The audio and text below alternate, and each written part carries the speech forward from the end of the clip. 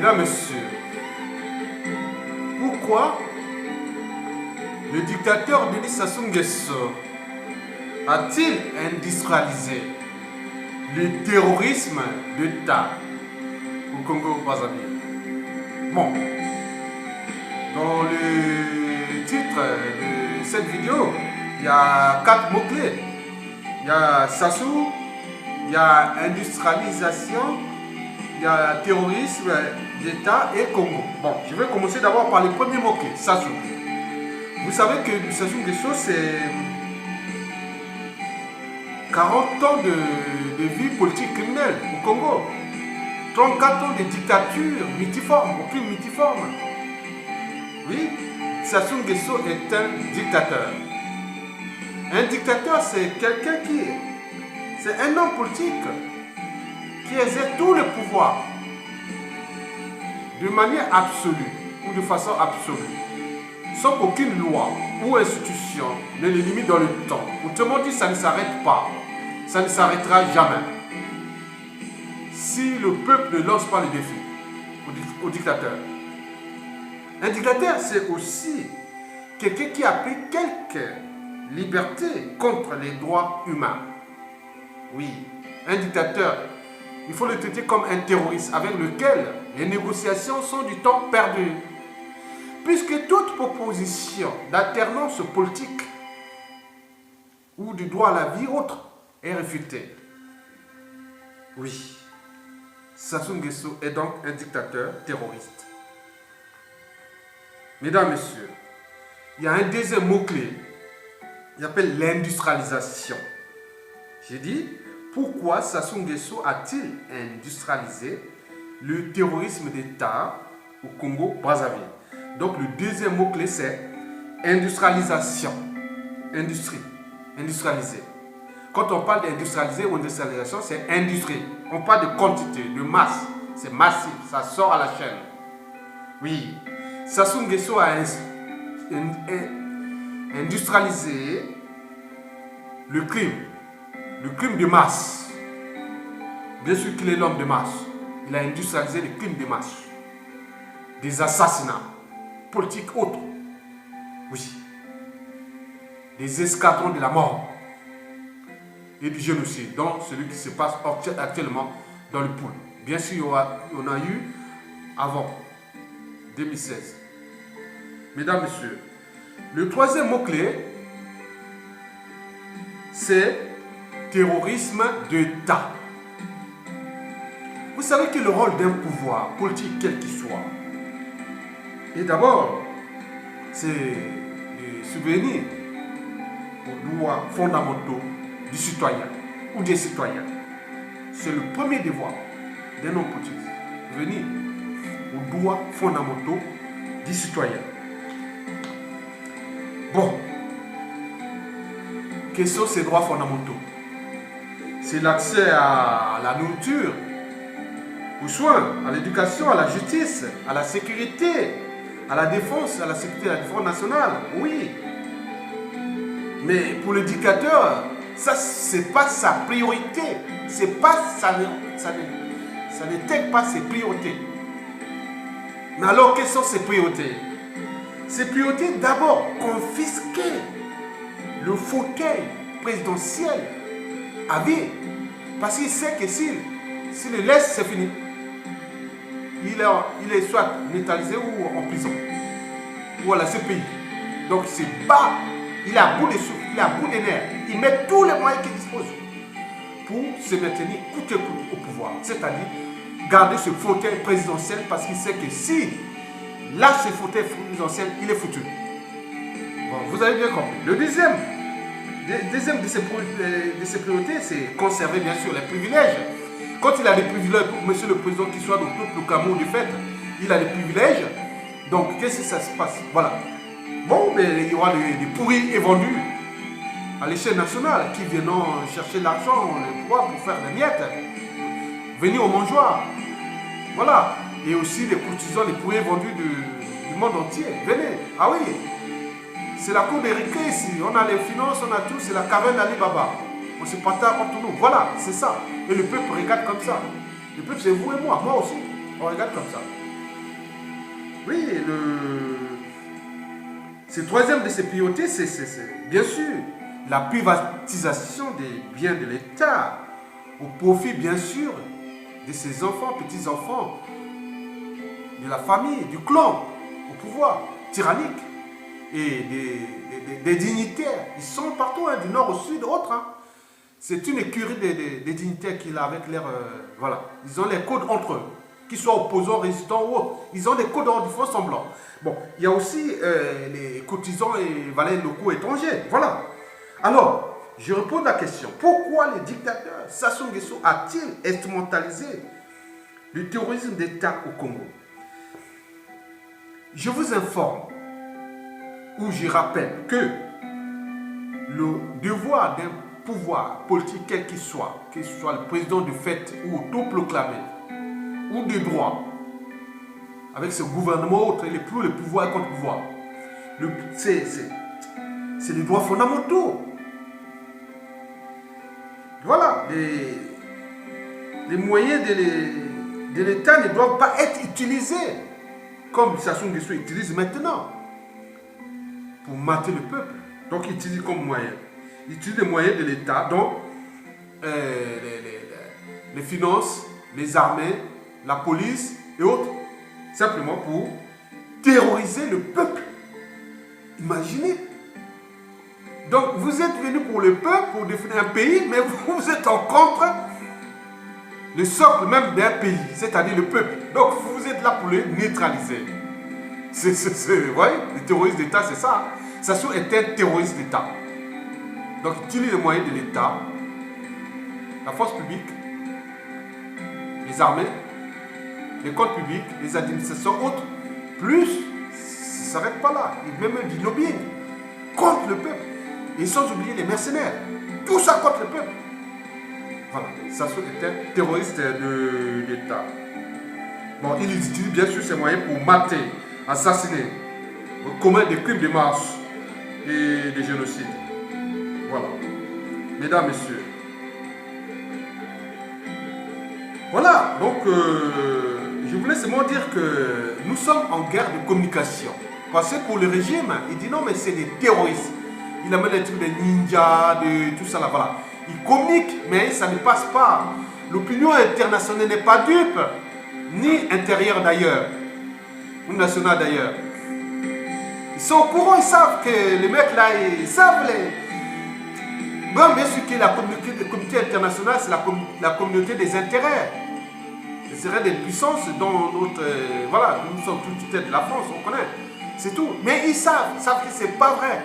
C'est que ça se dit là, c'est des terroristes. Non, mais c'est lui qui utilise ses armes, ses moyens. Mais attends, quand la tête est pourrie, tout est pourri. Le poisson pourri par la tête. Dans une organisation, quelle qu'elle soit, État, association, entreprise, c'est celui qui est à la tête de cette organisation qui en est responsable.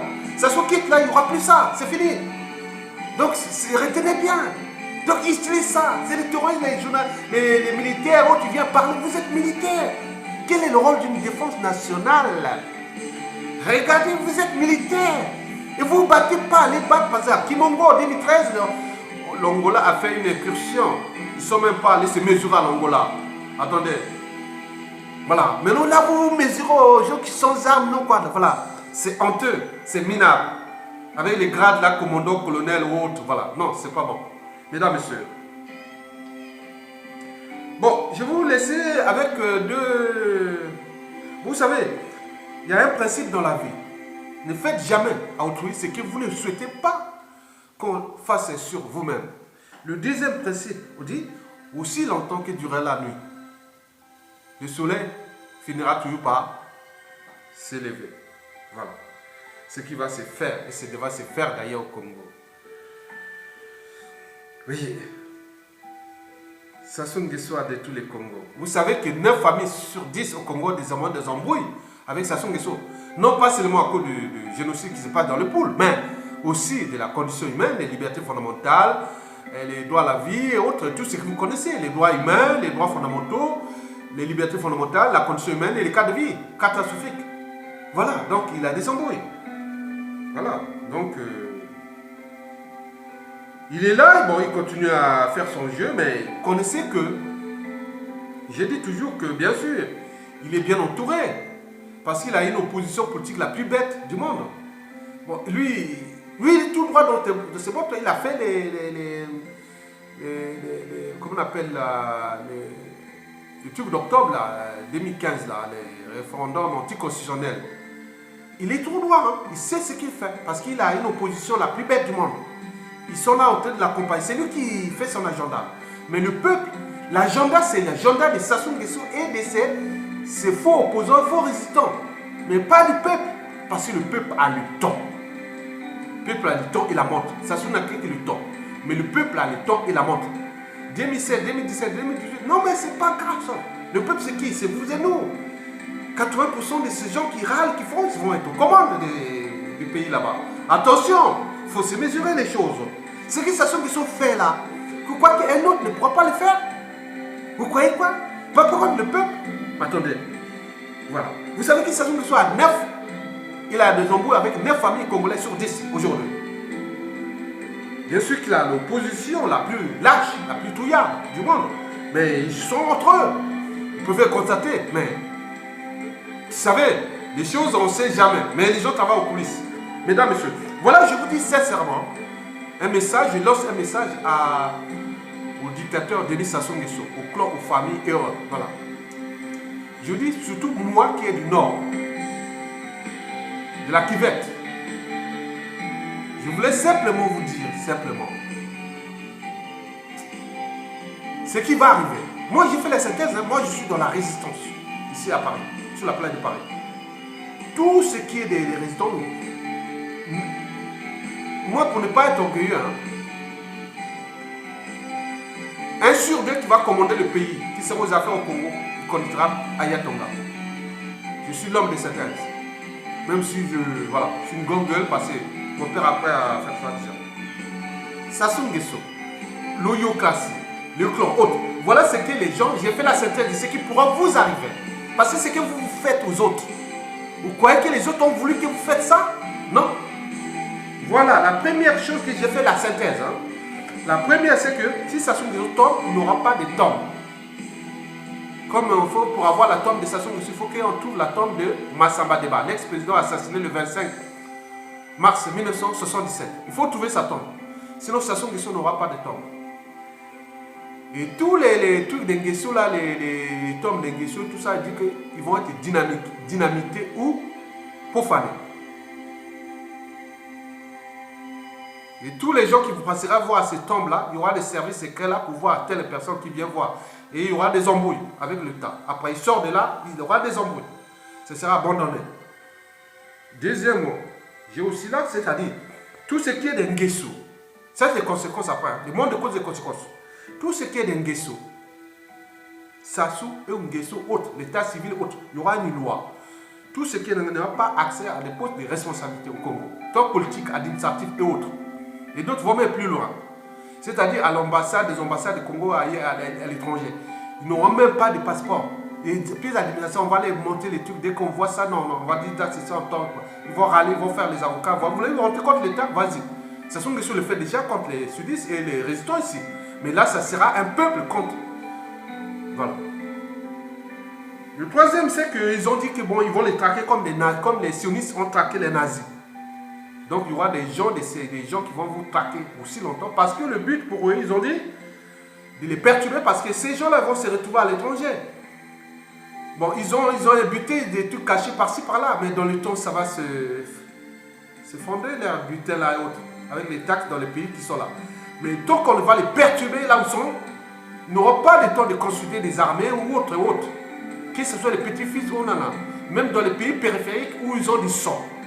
Ces gens-là, même dans les pays périphériques, au Gabon, au Cameroun, ou partout, on va les perturber là-bas déjà à l'échelle nationale pour qu'ils ne soient pas à toi.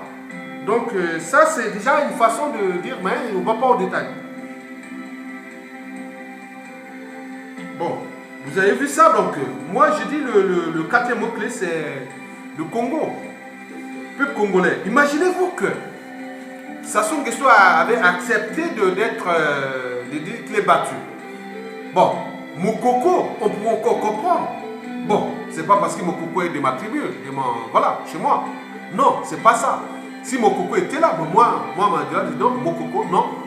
pas de... Non, vous faites, monsieur le général, vous faites la période de transition. Parce qu'en ce moment, on ne peut pas le faire. J'aurais pu les influencer ça. Mais d'autres, ils auraient pu aller directement être président. Président avec quoi? Et se retrouver avec ces gens qui ont des agendas cachés avec ce qui se passe, des traites de l'opposition, qui sont en train de créer un circuit d'immobilisation du peuple. Avec voilà, vous connaissez ces gens-là, vous connaissez déjà.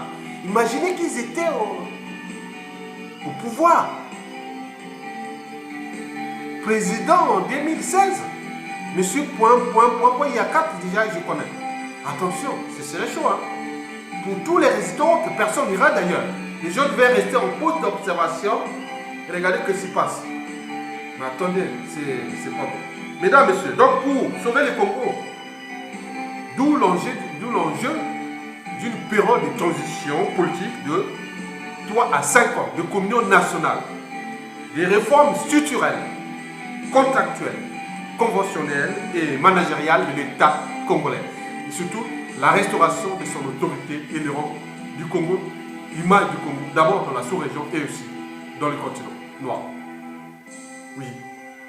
Donc, nous sommes en capacité de repenser le Congo parce que être président, ministre, hôte de la République n'est pas un métier. C'est une fonction qui doit être limitée dans le temps. Si vous êtes entouré des meilleurs, vous êtes là pour arbitrer, positionner, autres. C'est que des mots-clés. Il y a des outils d'aide à la décision. Vous prenez des décisions. C'est tout. C'est pas dire, ah oui, moi, président. Non, non. Si vous êtes entouré des meilleurs. Donc, d'où l'enjeu de fabriquer des outils, des centres d'outils d'aide à la décision. D'où c'est ce que n'a pas fait. Tous les comptes de l'État, tout ce qu'il faut, le de l'État, les armées, la police, autres. Il faut faire tout l'État général de la nation. Il faut faire tous ces trucs-là parce que tout est là-bas est faux. C'est faux. On ne va pas fonctionner. Voilà. Si vous utilisez Internet, si vous avez un mot-clé, un mot de passe qui est faux, vous ne pouvez pas accéder au compte. Voilà. Donc, nous, là-bas, tout est faux. Ce qu'il faut là, c'est... Il vient maintenant faire sa communication. Parce qu'il y a des terroristes qui font, mais c'est lui qui dirige le terrorisme. Donc c'est un terroriste d'État, Sassou Nguesso. Le plus gros terroriste d'État que l'Afrique ait connu. On a eu des dictateurs en Afrique, mais lui, non. Il a été vraiment le plus des grands terroristes des États. Celui qui tire sur ses semblables, sur son peuple. Il dit non, c'est eux. Non, il se bat pour lui. Sassou est à bout de souffle, il est à bout de nez, il ne dort pas. Tout le monde le sait. Donc arrêtez de se vous plaindre. Luttez. Il va partir. La situation intérieure évolue dans le sens qu'il va partir. Ce sera le chaos. Le pays est ingouvernable déjà. Il va aller de plus en plus ingouvernable jusqu'à la fin de l'année. Et après, il va sauter. C'est sûr et certain. Avec l'aide des réseaux périphériques. Oui. Moi, je donne seulement un message à l'Angola. 2 sentences. Ne vous écoutez pas Sassou Nguesso. Hein. Sassou Nguesso est là, c'est lui qui a tué Maringo. Maringo vous a aidé à l'indépendance. Ce n'est pas lui. Il ne va pas venir faire là. S'il y a des trucs et d'Angola, aidez le Congo à se libérer. Mais ne gardez pas le gars là, il n'est pas bon. Voilà. Donc il n'est pas bon. Il parle de Maringo. Non, il a tué Maringo. Non, Maringo ne cautionnerait pas cette histoire de l'Angola. L'Angola, nous avons aidé Maringo. Maintenant, lui, il va parler au nom de Maringo. Non. Il a abusé de l'Angola et de vous d'ailleurs. Rien du tout. Donc arrêtons.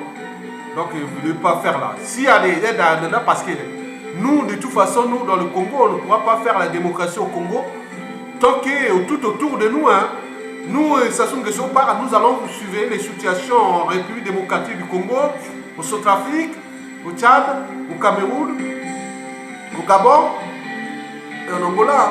Ah oui, hein. Nous, on va là, ce sera notre, les premiers. Nous serons là. Hein. Attention, ça sera chaud. Hein. On va surveiller là. D'où l'honneur pour nous aussi de se militariser. On va s'armer militairement. Sinon, oui, on est obligé parce qu'on ne peut pas construire une démocratie quand tout autour ça brûle. Hein. Donc, nous allons construire ça. Donc, mais imaginez que le Congo est un pays stratégique. Un pays pacifique. Il a aidé toute la sous-région. Mais Sassou Nguesso est venu souiller ces pays. Mais cela ne va plus durer. Oui. Je vous informe que cela ne va plus durer. Voilà. On est d'accord? Voilà.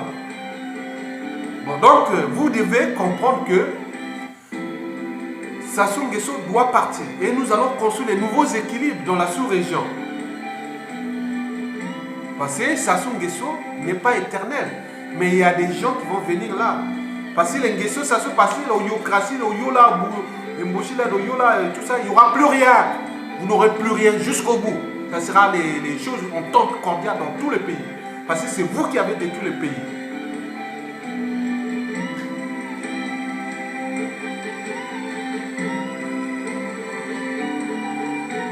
C'est pas vrai. Les Mbochila, les Yola, ils ont souillé la région de la Kivette. Même les mémoires de Pango. Chaco Pango. C'est pas vrai. C'est pas vrai. Sassou a été vraiment le mal des Mochi, hein, et du nord d'ailleurs, et du peuple congolais d'ailleurs, de la sous-région d'Afrique centrale et du mal de Noirs dans le monde. Comment on montre aux yeux du monde que comment on tue les gens là-bas en Afrique, les fachos et autres dans le monde, ils disent voilà, pourquoi vous vous plaignez. Regarde comment ce qui passe au Congo. Tapez sur internet, vous allez voir qu'ils sont manquent de nous. C'est pas vrai. C'est pas vrai. Quel mal on a eu sur ce monstre qu'on nous a imposé contre la France. Changez un peu les... Vous pouvez garder les mêmes. Changez un autre. Vous dites les Noirs, les Congolais, ils ne sont pas des cerveaux. Vous les gérez leur cerveau comme des animaux. Bon, changez un peu, on peut changer pour faire un peu semblant. Mais gardez un gars qui est là toujours en train de tuer les gens. C'est pas bon. C'est pas bon. C'est pas bon. C'est pas bon.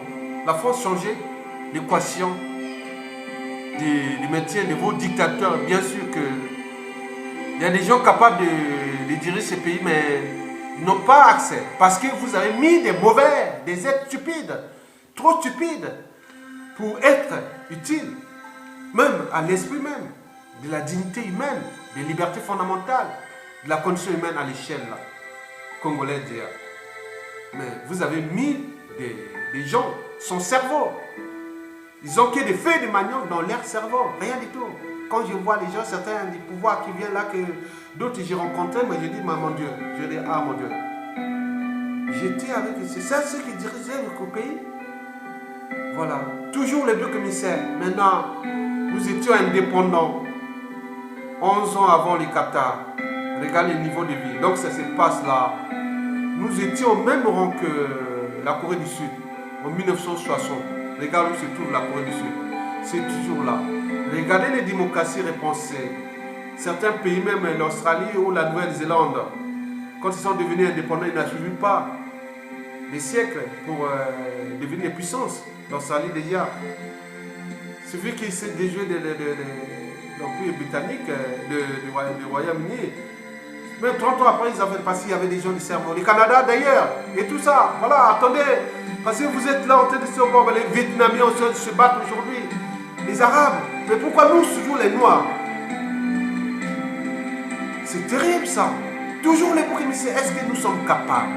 Est-ce que nous sommes en capacité cognitive, anthropologique, économique, politique, autre, pour repenser, restructurer, suturer, organiser et manager la complicité des écosystèmes sociétaux qui sont d'abord à caractère tribal. Et puis, mesdames, messieurs, je vous remercie.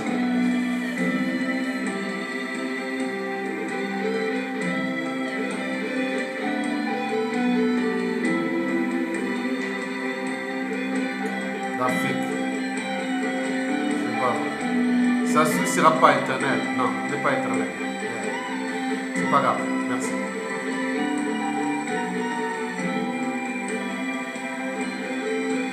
Neuf jours. Le 10e jour appartient toujours au peuple. Attendez, ça. Le peuple, c'est vous et nous, moi et d'autres. C'est ça, hein? Le peuple. On ne fait pas la guerre au peuple. Mesdames et messieurs, je vous remercie.